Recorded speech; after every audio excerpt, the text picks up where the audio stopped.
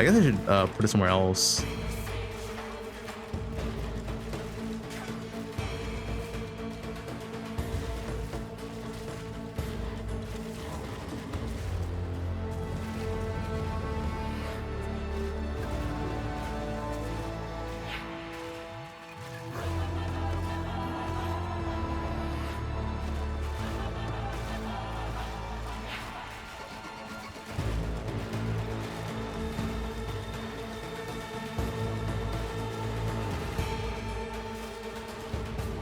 Yeah, damage quite nice, honestly.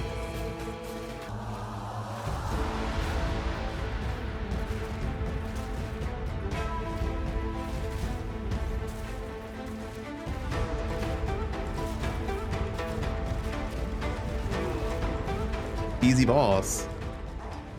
Hey guys, I want to make a quick video on how to level the Poisonburst Pathfinder build, the build I'm going to play next week.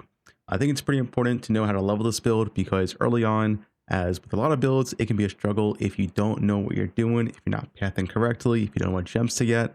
So yeah, I made this full mobalytics leveling guide, pretty detailed, step by step, you know, bunch of different levels, 1 to 13, 40, 21, 22, 28, 29 to 38, and you know, 39 plus pretty much.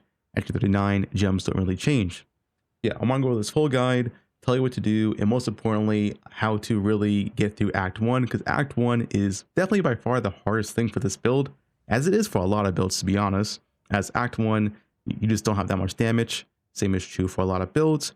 But yeah, I would say this build really shines once you get Gas Arrow level 22 mid-Act 2, and your damage starts becoming extremely good, and more so next patch as well. Your first lab gives you insane damage, because your first lab, next patch, is going to be Overwhelming Toxicity, which is double the amount of poisons, which more or less is double the damage on a single target. Right now, you don't get that. You have to take this small node first. So yeah, the damage should be extremely good. Probably saw some clips in the start of the video. But yeah, as of right now, even with this test character and his character is being buffed next patch, right, because Pathfinder is being buffed, it's overall been extremely smooth for leveling. Personally, for me, no really big complaints outside of Act 1, which, you know, like I said, isn't the best, but it's still completely doable. It's not that bad. If you played spells, it's pretty similar to spells in Act 1, which is, you know, not the best, but not the worst. Anyway, I want to go over a few important things to make sure your leveling experience is as smooth as possible. So the first things I want to talk about is to start, because Act 1 is very important. I always recommend, unless you're a speedrunner, is to always kill Devour first.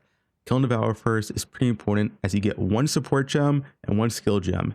You really just kill him for the support gem, as that support gem early on is just 20 to 25% more damage. It's just extremely good, and it really helps those early levels if you're not used to actually running the campaign. Then you go for the Cold Witch for the cold resist, then the Hut Witch, which is usually the biggest struggle for most people early on, which is usually the hardest boss in Act 1 for a lot of people, and then Rust King. Yeah, as soon as you kill Devour, your first support, you want to get Consecrated Area. For Poisonburst Arrow, there's just 30% more damage for bossing, which is very good early on. Then Escalating Poison as your second support. Now for gear in Act 1, this is pretty important as well. It's very important to try to get as much flat physical damage as possible.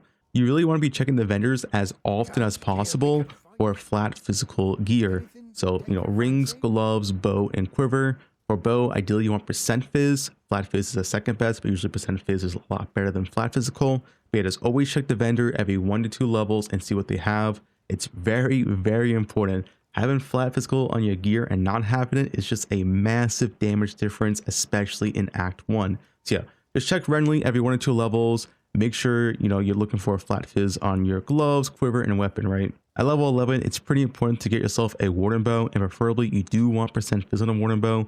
But if you have flat fizz, that's fine. I did Act 1 with a flat fizz bow, which is the worst scenario, and it was still completely fine to, you know, do all of Act 1. As for runes, doesn't really matter all that much. The fizz rune doesn't really do anything early on because your bow is such low physical damage. And LA runes also don't do that much because you're poison damage. With that said, a storm rune is still decent, as you will get some amount of single target from it on bosses, but yeah, there's really nothing special about runes. It's not a big deal with this build.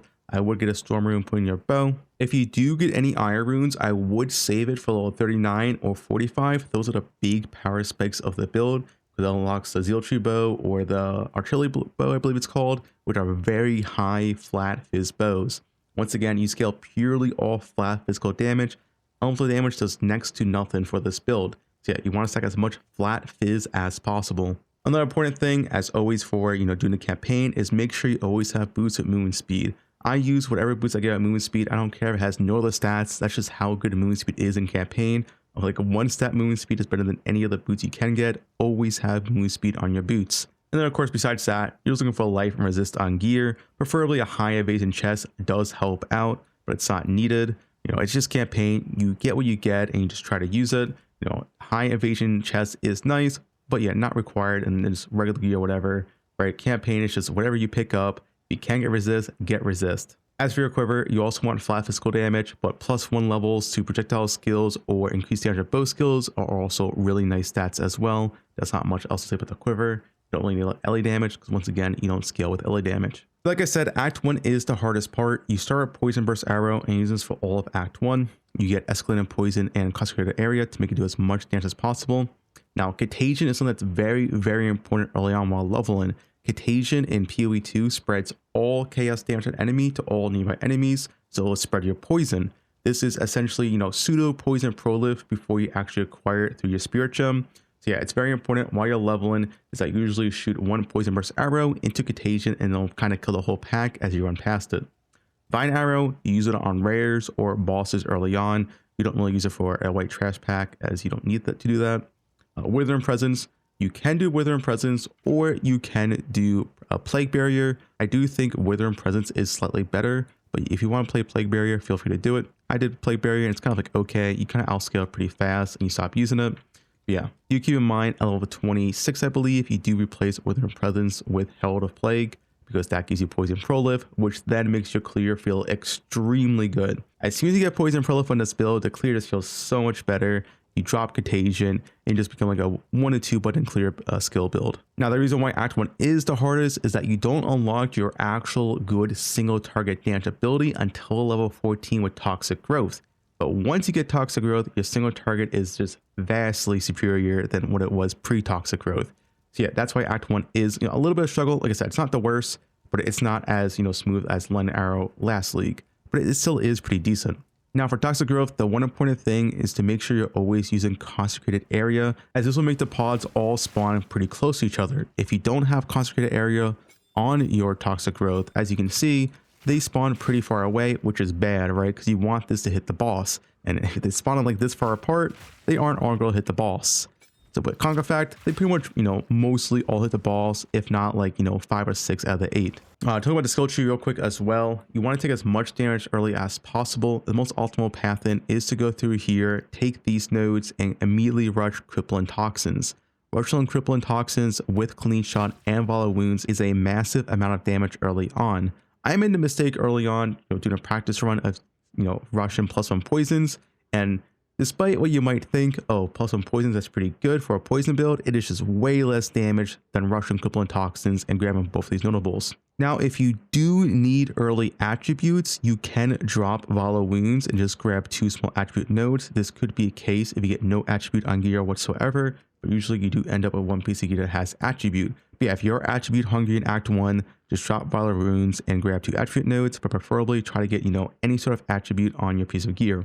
Then level 22 to 28 is the big swap and big quality of life update with getting Gas Arrow. So Gas Arrow is really, really good. And the reason why this is really, really good is that it auto procs to Toxic Growth. So before Gas Arrow, you have to do like Toxic Growth. You shoot your Poison Burst Arrow once or twice and then do another Toxic Growth, right? But when you get Gas Arrow, this all changes. Now you just press Gas Arrow once or twice and you just spam Toxic Growth and it'll just keep exploding. So this just makes the build so much more smooth to play for bosses and it's just a lot more damage. So yeah, as soon as you get Gas Arrow, the build just heavily changes and makes it so much better for boss, and it's a massive damage spike. You still always, of course, place your Vine Arrow. It's kind of set it and forget type of deal. There's not much really going on here. Just place on top of the boss and some free boss damage. And as soon as you can get the Spirit Gem, use Herald of Plague. Herald of Plague is the poison prolife, and as soon as you get Herald of Plague, you can drop your Contagion skill gem, which just makes it feel so much better for actually clearing packs in campaign. Now, with that said, if you do want to put in some more effort, you do want both Herald of Plague and Withering Presence on. So you swap off Herald of Plague for bosses and put on Withering Presence. The reason for this is that Herald of Plague does nothing for bosses. It's just poison prolife. It just spreads your poison. So obviously on a single target like a unique boss, it does nothing. while Wither Presence does give you some extra like 20 to 25% bonus damage. Now, the only important thing here is that when you get Gas Arrow, you won't have Persistent Ground 2. Now, this is very important. You won't have Persistent Ground 1, but before you have Persistent Ground 2, you have to make sure you avoid flat fire damage on your gear. And the reason why you have to do that is because if you ignite a boss, your Gas Arrow clouds will instantly pop and will not pop your Toxic Growth because they won't stay there, which is very, very bad. So if you have any flat fire on gear and you don't have Persistent Ground 2 yet, this is only like a 6th level window. In Act 2, you will unlock it. Then your Gas Arrow instantly explodes and your Toxic Growth won't explode. So yeah, avoid flat damage on gear only until you get Persistent Ground 2. The reason why Persistent Ground 2 is the big game changer is that ground surfaces created by supported skills cannot be destroyed except by expiring. So when you ignite a boss with Persistent Ground 2, it won't instantly explode, which means getting flat fire on gear is then okay once again. Once again, this is only like a 4 to 6 level gap where you don't have Persistent Ground 2, so it's not a big deal, but I do want to mention it because it is pretty important. If you have flat fire damage on gear, your boss damage is kind of bricked until you get Persistent Ground level 2. Now, for the most part, that's pretty much about it for the leveling guide. So I do hope this helps anyone who struggles with leveling for a full in-depth guide. Of course, I will add more stuff to this guide before actual launch, as I'm always updating my guides before launch. Once again, the big thing is that you are looking for a big physical percent bow. So, any bow with percent physical damage is just going to give you a ton of damage in campaign, as you only scale physical damage as Poisonburst. The best 2 bows you can get is the Zealot bow right here, or the Artillery bow, which is level 46, I believe. Both of those bows have extremely high base fizz damage, and it's what you want to get in campaign. That's when you want to gamble, or when you want to start searching for vendors and really upgrade your bow to the maximum. Like this bow right here, for example, I got level 39, and I can use this all the way up until I get to maps and then swap for like a better bow, right? So yeah, if you get one good bow, level 39 and 46, that can last you all the way through the end of campaign. But yeah, besides that, just make sure you check the skill tree every level, and also make sure you check the skill gems every level, as these do changes depending on which level and where you're at in the campaign. But yeah, that's mostly about it. If you have any questions, if I left anything out, feel free to leave a comment below, and I'll make sure to update the guide accordingly. But yeah, that's about it.